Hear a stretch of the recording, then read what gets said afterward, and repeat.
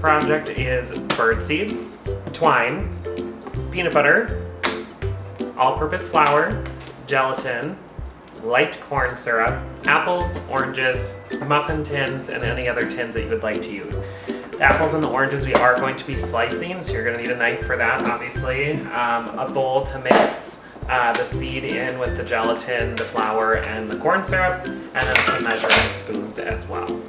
So first, you want to start with putting in 2 packets of gelatin.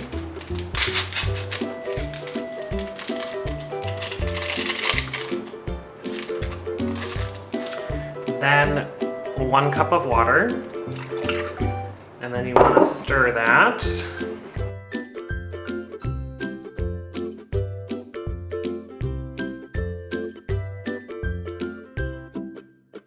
Then you want to add in 6 tablespoons of light corn syrup.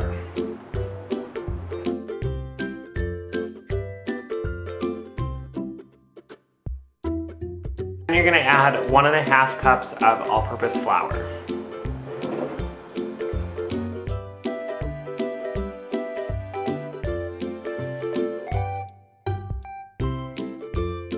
And you want to stir that until it's a nice paste consistency, like that.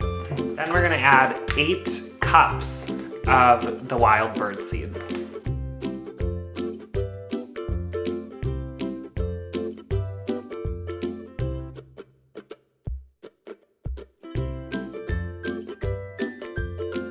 Is take your muffin tins and you want to grease them with some cooking oil.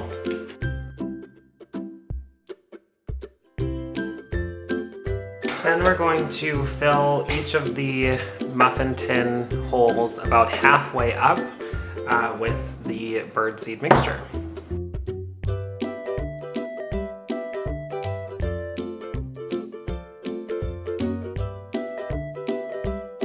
Once you've filled each of the muffin tin holes about halfway up, you want to cut yourself enough twine to create a loop. And then what we're going to do is put that loop in the muffin tin where you poured the seed, and then you're going to put more seed on top of it.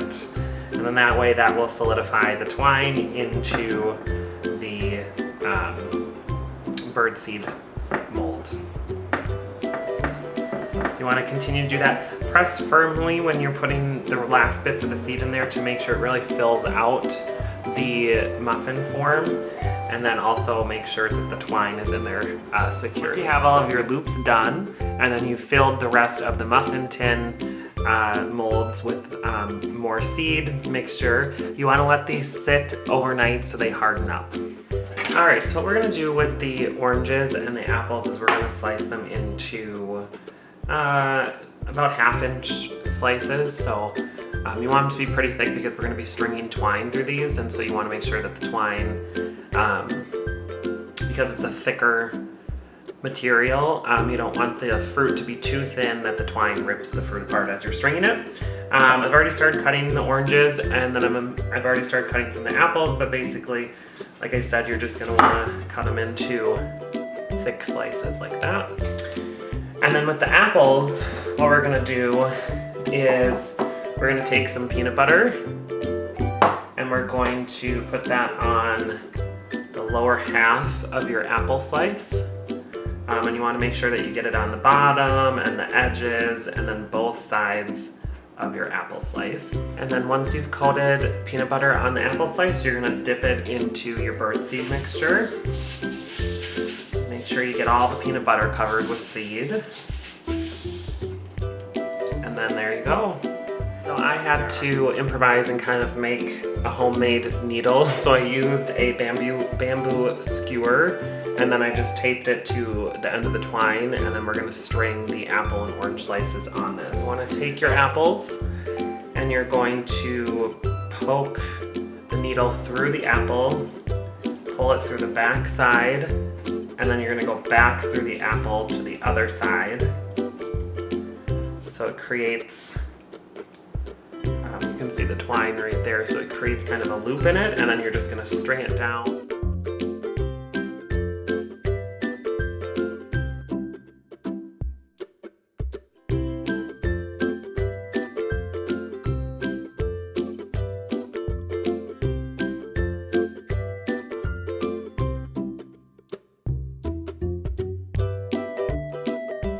Hey, so I realized that I had filmed an entire portion of this outside by the tree, and my microphone wasn't on, so it didn't capture anything. But I wanted to just say a couple things about this project. So one, this was completely inspired by another YouTuber that I watch by the name of Laura. Her channel is Garden Answer. I'll go ahead and link it below. I'll also probably link it here in a card or over here, depending on what side of the screen I put it on. She decided to take a tree that was pre-cut for the Christmas season and reuse it outside as a way to hang her different like bird seed things on. So I'll also link that video here so you guys can watch that too. Hers turned out 100 times better than mine, if I do say so myself. She took the time to string cranberries and popcorn and all sorts of things. I weirdly could not find cranberries in the store, so wasn't able to do that, but I did do I did take some inspiration from that video, so wanted to mention that. Also, I wanted to say this is the tree that I had inside for the holiday season, and rather than dispose of it, I wanted to kind of give it a second life and used it outside. So you don't have to obviously reuse your Christmas tree if you do a real tree.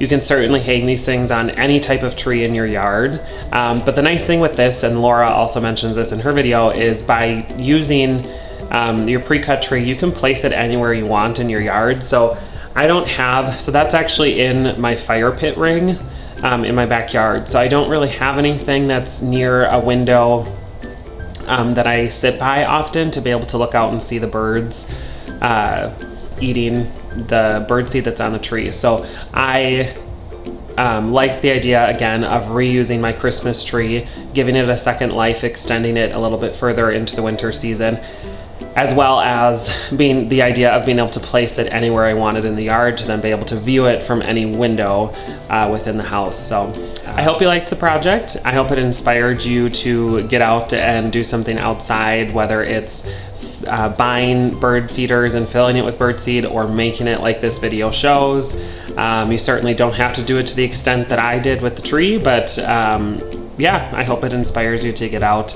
and have fun with something different. See you guys next time.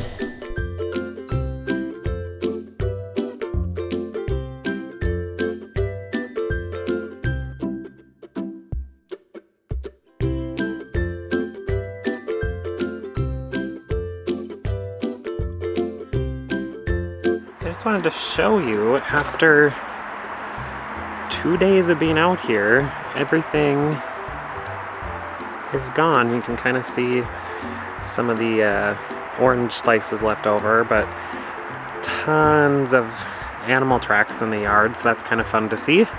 I just kind of thought that would be kind of fun to show you guys.